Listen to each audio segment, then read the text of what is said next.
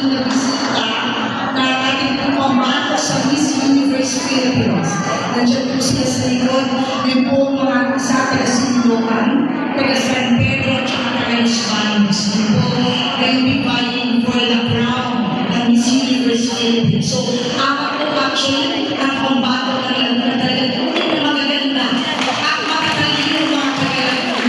Ito, kaya sa invite po na sila po here po.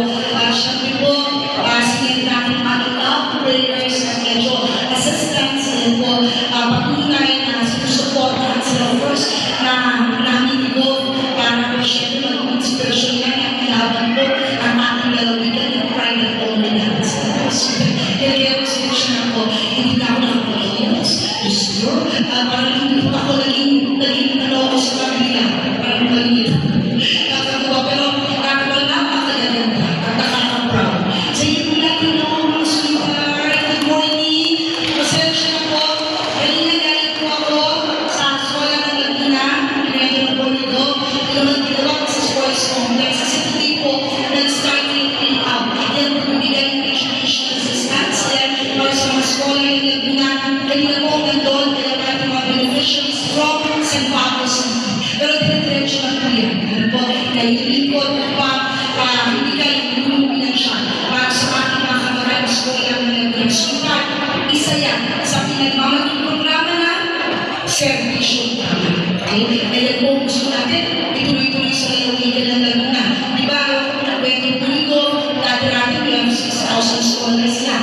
In the whole province, pero ngayong taon ito, magiging 25,000 po ang scholar ng Laguna. Patuloy po ng servisyo tama, we value, we give importance to education. We invest in our youth. Kasi wala po kami, if you want to affect positive change in our society, kailangan pamahalaan should invest in our youth.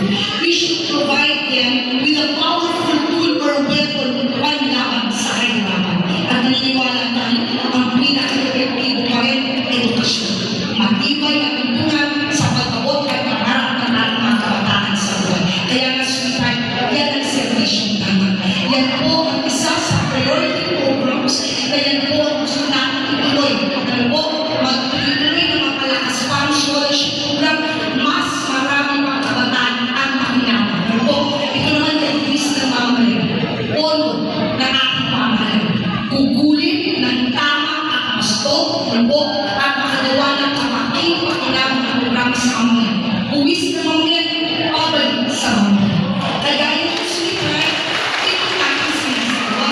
Ngayon ito, ano po, kasi lagi ko po sinasabi, alam niyo po, ang governor, ang ama ng lalawigan, para rin ang ama ng tahan. Okay? So ito, uwis ng mamamayan, pondo, at pamamayan, kukunin ng tama. Ano po?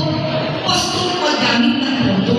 At ilagay sa prioridad ng programa na kung ano pa ang kailangan ng mamamayan, tutunan, gamitin ang pondo po ng tama. At i-prioritize ano po pangangailangan ng tao. Ganun din po po ang pamandahan. Siyempre, hard work man yan.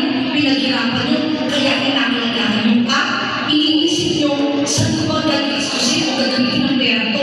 Dapat patunan ko yung prioridad ano pang pangangailangan ng ating pamilya. Tama po? Ganun din siguro. Kaya sweetheart, ano po priority? Ito na meron tayong people stream. Kasi naiintindihan ng servisyo tama. Mahirap naman talaga ang buhay. Kung may sweldo tayo, kulang pa sa araw-araw na pangangailangan ng pamilya. Tama po? Yan ang fact. Yan ang realidad.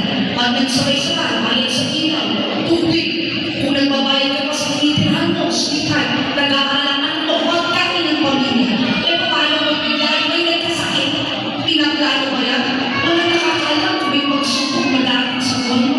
Pero ang masaklang, walang ordinaryo mamaya na may nakasin ng pera para dito sa mga pagsubok at krisis. So ang tugon ng servisyo tama? Anong tugon ng pamalang lalawigan? Meron People's Day na sinigurado may